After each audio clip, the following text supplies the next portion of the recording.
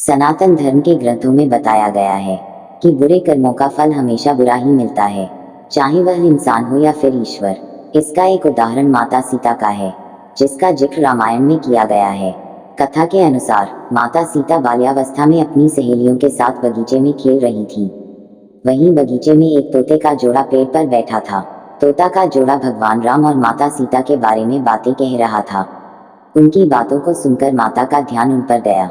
मादा तोता बोल रही थी कि अयोध्या के राजकुमार राम काफी प्रतापी राजा होंगे, उनसे माता सीता का विवाह होगा। तोते के मुख से पति का नाम सुनकर माता सीता अंचभित हो गईं।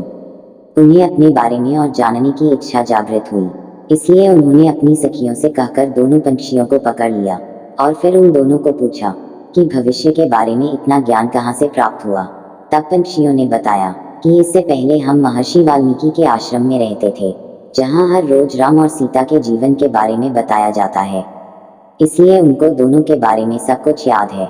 सीता जी ने पंछियों से कहा कि जिस जानक पुत्री सीता की तुम लोग बात कर रहे हो वह मैं ही हूँ। मुझे मेरे और राम के बारे में और भी बातें जाननी हैं। तब नर तोता ने कहा कि हे सीता, आपका विवाह अयोध्या के राजा दशरथ के ज्येष्ठ पुत्र राम के साथ आपका विवाह होगा और आपकी जोड़ी तीनों लोकों में सबसे अद्भुत होगी। सीता जी सवाल पूछती रहीं और दोनों पक्षी जवाब देते रहे।